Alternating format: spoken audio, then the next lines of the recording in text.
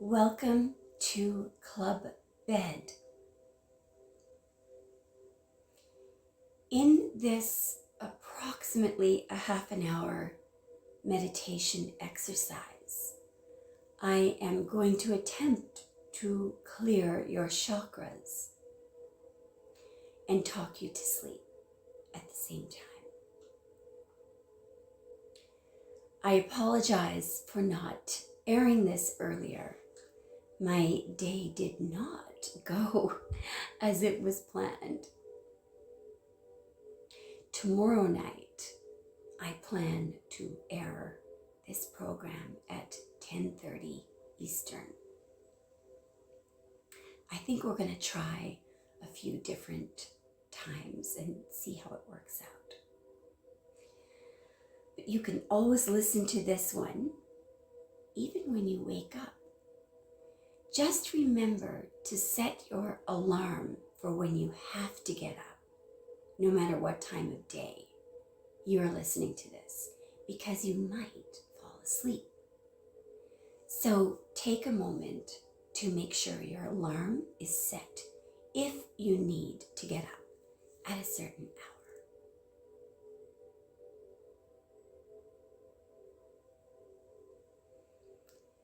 This meditation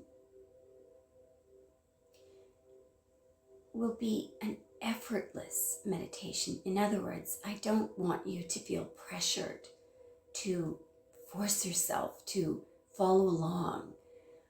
It's meant for your subconscious mind really to pick up and absorb. So even if you're not concentrating on what I'm saying, it's okay. It will work just as well. Some people believe that a plant and all plants have a certain energy field that allows them to grow upwards and to stand up, and in fact to stand in a grounded way. Those same people believe that that force is the force of the root chakra, which is what we will be clearing first.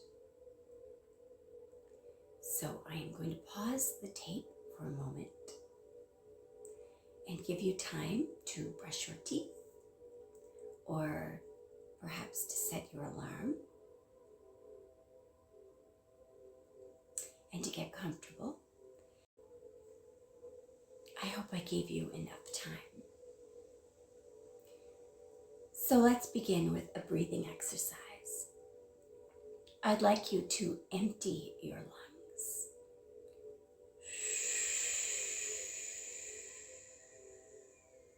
Fill them up. Hold for 5 seconds. Release.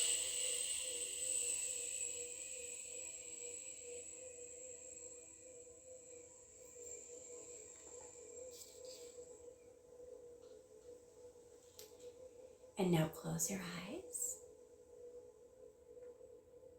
if you like. And I want you to imagine in the area of your spine a beautiful red ball of light. Imagine that red ball glowing out, a radiant, beautiful ruby red light. This is your root chakra.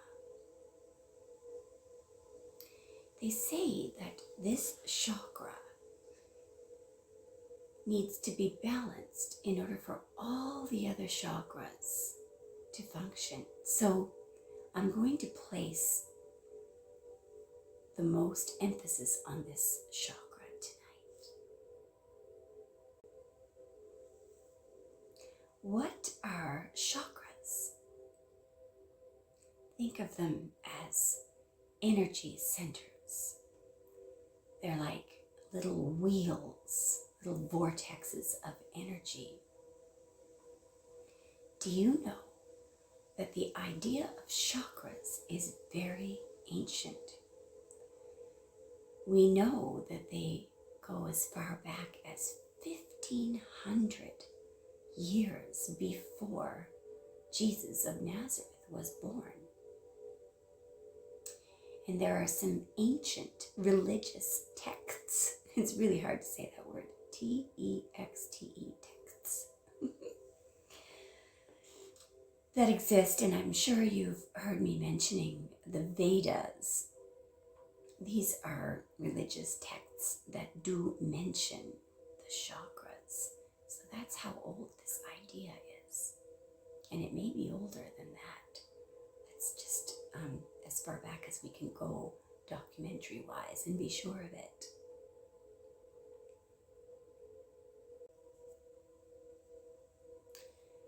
And you notice that there is a stick of red lipstick sitting either on your vanity or in your bathroom, wherever your makeup is.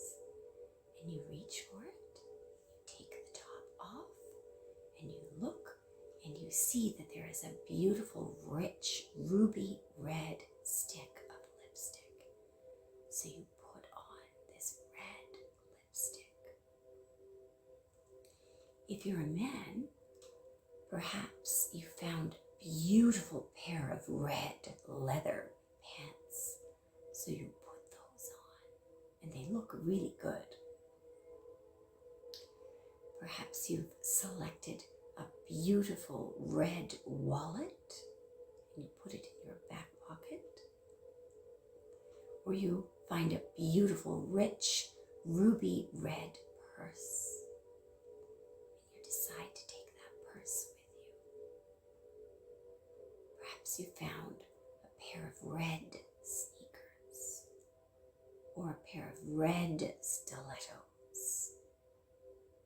You look beautiful, and the red color is rich and stunning. You go outside your house or your apartment, or wherever you live, and you see a beautiful red car in the driveway. And the keys are in it. And you get in this red car with your red outfit and your red lipstick with your red wallet. And you go for a little drive. I'm going to feed you some affirmations now.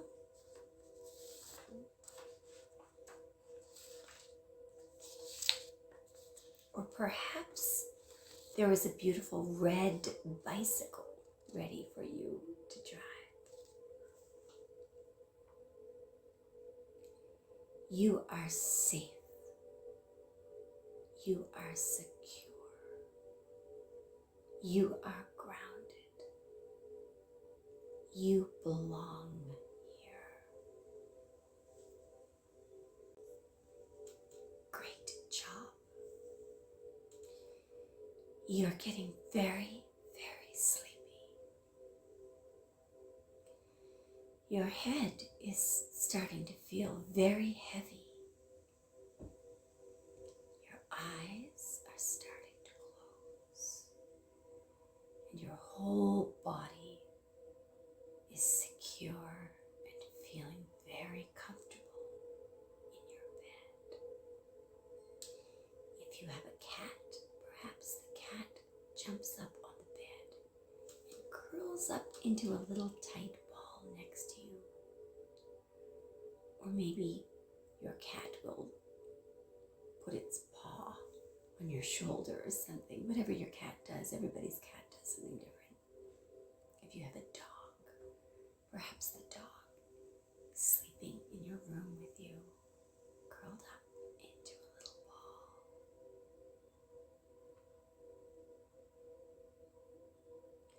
Somewhere in the area between your hip bones is the sacral chakra area.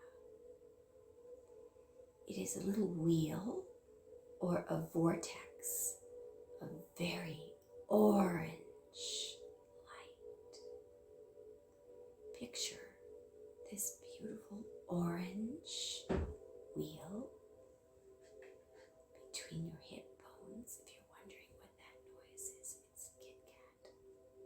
She is examining everything I have on the table in front of me. Perhaps you drove in your red car to a grocery store. And perhaps you've decided that you'd like to make some squash soup. And you pick out an orange squash. Perhaps pumpkins are there. I'm not sure that they would be there this time of year, but perhaps you decide that you're going to buy some oranges, and you notice that there are large, beautiful oranges, honey, in the grocery store. I'm so sorry about that. So this area develops this, they say, people who believe in chakras, because here, I'm so sorry guys, just a moment, I'm sorry, I hope that didn't wake you up. I'm now going to feed you some heart chakra affirmations. My heart space emanates powerful green light. I am worthy and deserving of love. If you find yourself difficult to believe that, if you say to yourself, I feel like I'm just saying that, I want you to think of a small baby that was just born. An innocent little baby that was just born. It doesn't know how to do anything. It doesn't know how to feed itself.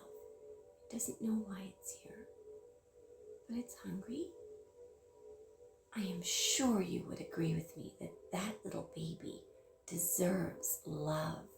It deserves to be held and loved and fed and given what it needs, warmth, comfort. And the baby needs to know that it's not alone. Now, you know that that's true. There is no difference between that baby and you. So you see, somewhere along the line, certain things happen to us in our life, and they kind of can program us to believe that we're not worthy of love, of comfort, of being happy.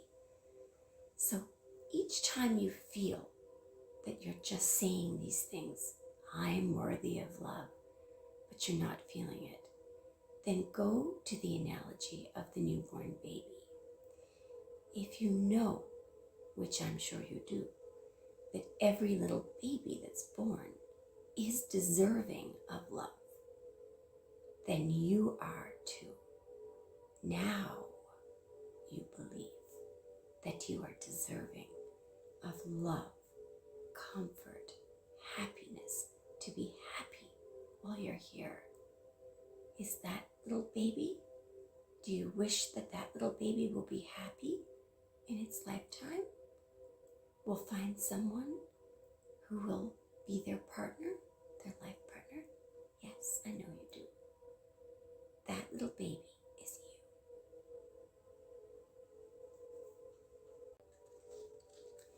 Here are some of the affirmations that I find are most powerful for this area.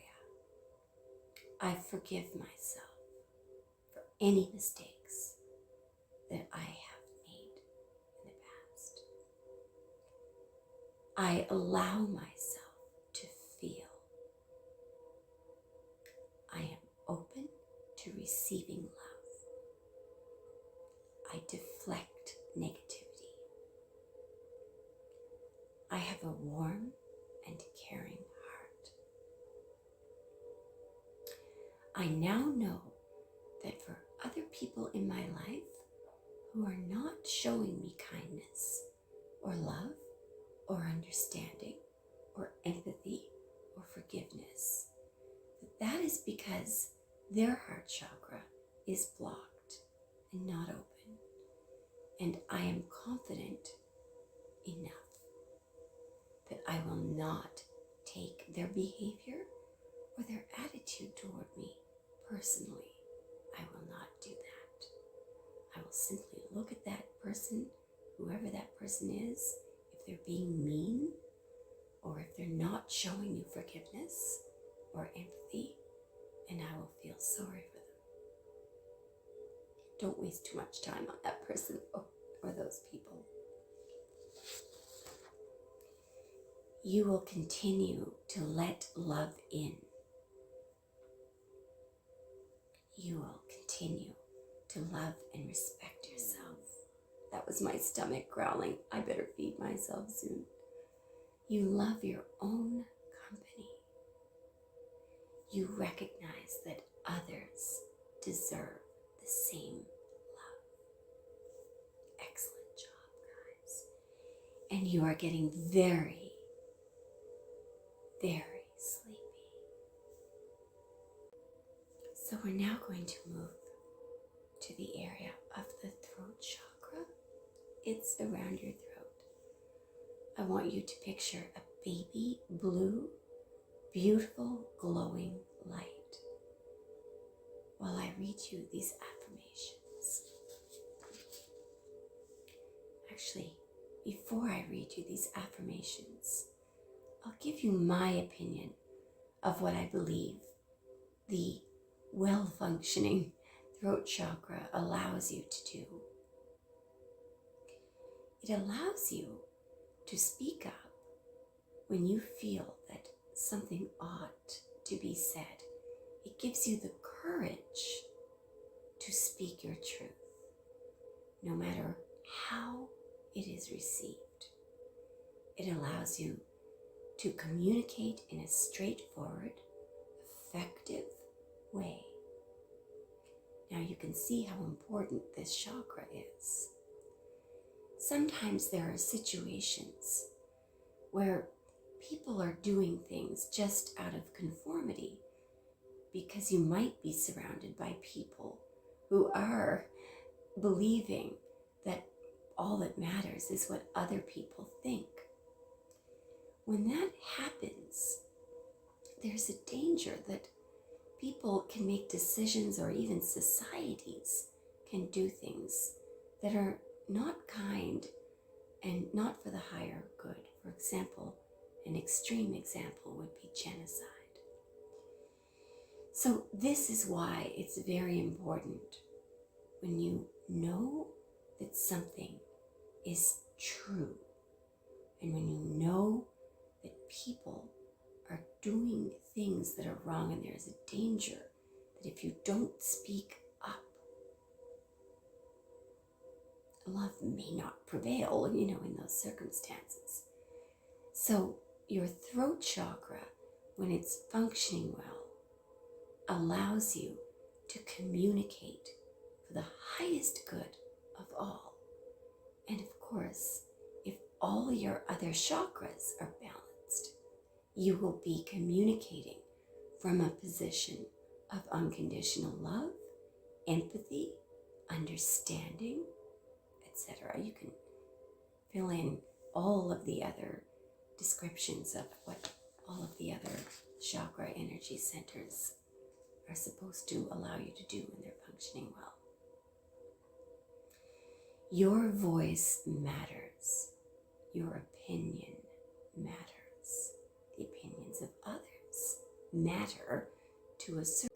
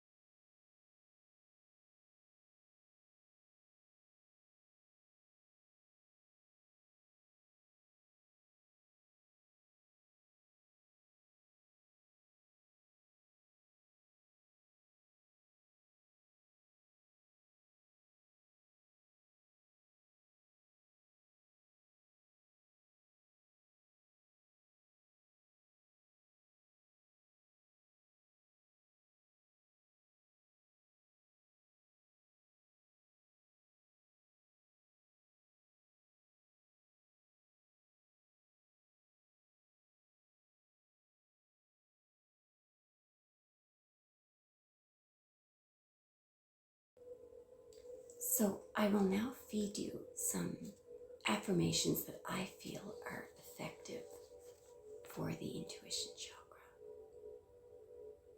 I trust my intuition. I am wise. I am connected to my inner guidance. I am not afraid to say no if I know that something is wrong. The truth matters. I trust myself. I know when something is true. There's a funny saying, well, it's not really funny, but I feel that it's true. When people are, and I'm referring to another chakra now, but when people are focused on what everyone else thinks, there is a tendency to act in a certain way and to be completely focused on behaving and making decisions because you're focused on the opinion of others. So let me just read out the little saying that I find useful for this chakra. A lie is still a lie, even if everyone believes it. The truth is still the truth, even if no one believes it. My point is, the intuition chakra is all about knowing the truth. What is the truth? If you were accused of killing someone or stealing something, and you actually, in fact, did not do it, I want you to think of a situation like that. Imagine that you got convicted and went to jail. You're sitting in jail for something that, in fact, you did not do. So that is a very easy, hardcore example of, of everyone believing a lie. But when this happens to people, because unfortunately it does, but when this happens to people, when you speak to people who by some miracle finally got out of jail or were finally acquitted and are released, do you know what they usually say? They usually say that they prayed to God that something would happen to allow the truth to come out. And most of these people, even the ones who are not out of jail yet, who have a clear functioning intuition chakra, some of them are at peace. Do you know why? Because all they know is that they are right with Spirit, with God.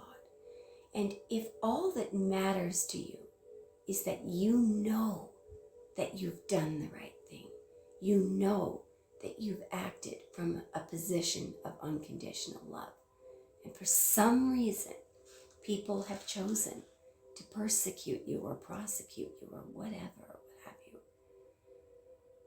that is why those people are able, believe it or not, to sleep well in jail, because they have realized that God knows. Now, usually when people get to that stage of spiritual enlightenment and they pray, their prayers are answered. But anyway, as you can see, what's really important, I believe, and you don't have to accept this, but it's important for the intuition chakra that you believe in the unseen, that you believe that there is something running the show. As I've said before, when you cut your hand cooking and you go to sleep that night, you wake up the next day and you notice that your body is healing, that cells are dividing, that your system is set up to repair itself. You're not doing that. I think you would agree with me that you're not sitting there telling your cells to do this and do that. What is running the show? Well, it's very hard to describe. And by the way, never ask a Jewish rabbi to define God. It will make them very upset. It's impossible to define that for us in this physical realm. Most of us are not capable of defining spirit, God, Keter, whatever you want to call it, Allah, Buddha, Krishna. It's all the same. But when you place importance on being right with the truth, which I believe is simply love, understanding, forgiveness, lack of judgment, etc., this chakra is functioning well. And so now we're going to the crown chakra, the final chakra. I think as you can see, it's beginning to become clear that each chakra relies on the other. So the crown chakra is what allows you to communicate with spirit. It's also what allows spirit to communicate with you. So it's like a little mauve vortex of energy just slightly above, and really it's actually a little bit behind your head. Some of you actually can read energy centers, and for those of you who can, and if you can't, don't worry about it. It's going to happen at some point if you keep up your meditation. I wasn't able to see energy centers, for the first 15 or 20 years that I was practicing meditation. So it's you may never see it. It doesn't matter. All right. I think people's astrological makeup have a lot to do with who can and who can't see energy centers. So do not think that you're any less spiritual or any less godly if you can't see the energy centers. It's kind of distracting, actually.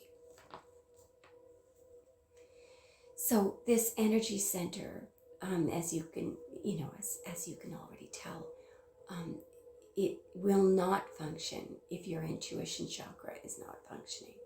And you can go right down through the rest of the chakras and say the same for each one.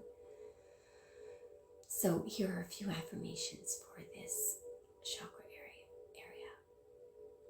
I am okay with spirit. I am love. I am empathy.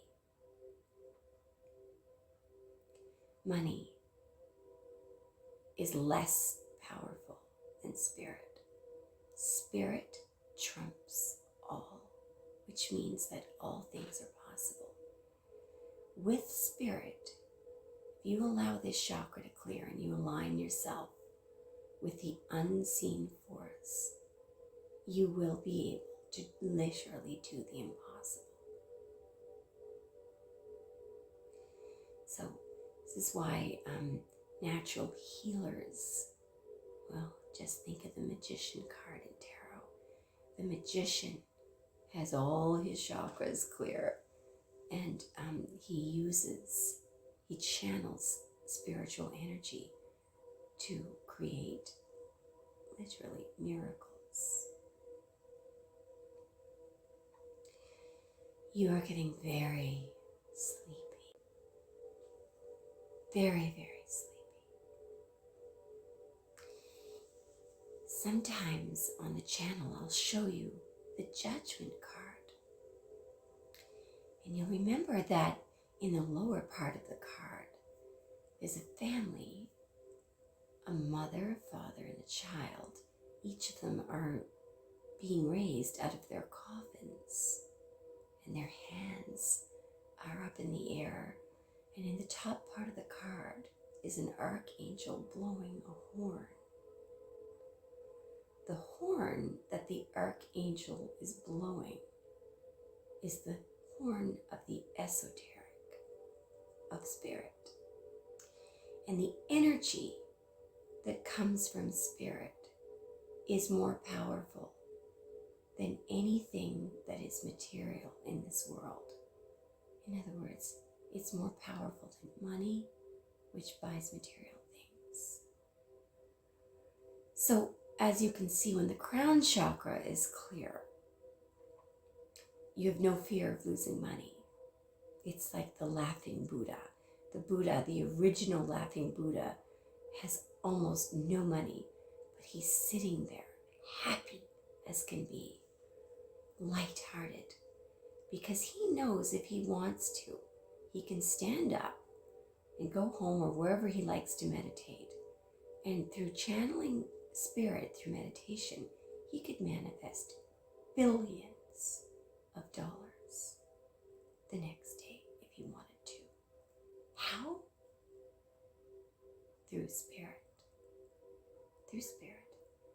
But he knows that in order to channel spirit, he has to be aligned with spirit. Body, mind, and soul. So he must act in accordance with spirit. He must be unconditionally loving, forgiving, non-judgmental. He must also love himself.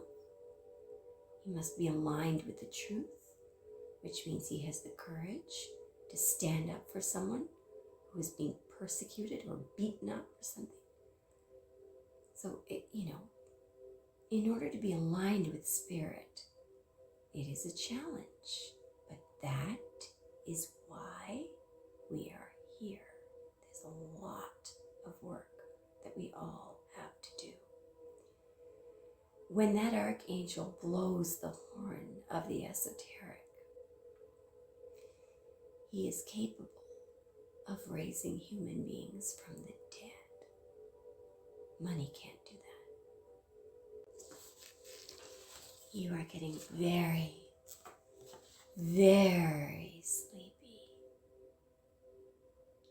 You have done a wonderful job. Even if you've just tuned in and out, or just listened to part of this, or just considered it. You don't even have to accept it. You don't have to agree with me. You've done a fantastic job just by listening to some of this. So I'm going to end our meditation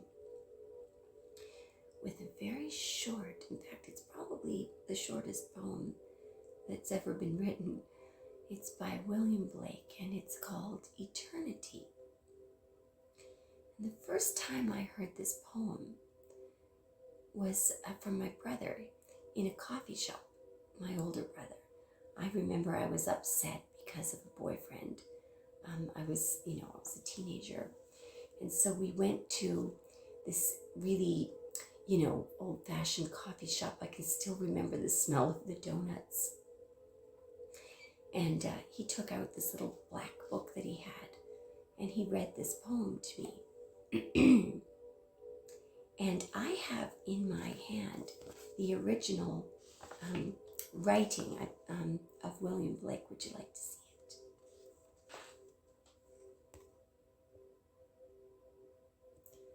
I don't know if you were able to see that. His wife claims that he was drunk when he wrote it. He who binds to himself a joy does the winged life destroy. But he who kisses the joy as it flies shall live in eternity's sunrise. I'm not going to interpret the poem for you because I think your own interpretation would be better, but I believe that phrase about binding yourself, he who binds himself to a joy, it's sort of, you think that it's the physical, that you need to have it, you can't let it go. And the inability to appreciate something unless you have it, physically have it in your hand. You own it or buy it. So, in other words, I think in a very, very, simplistic way, it means that the real joy is not in the physical world.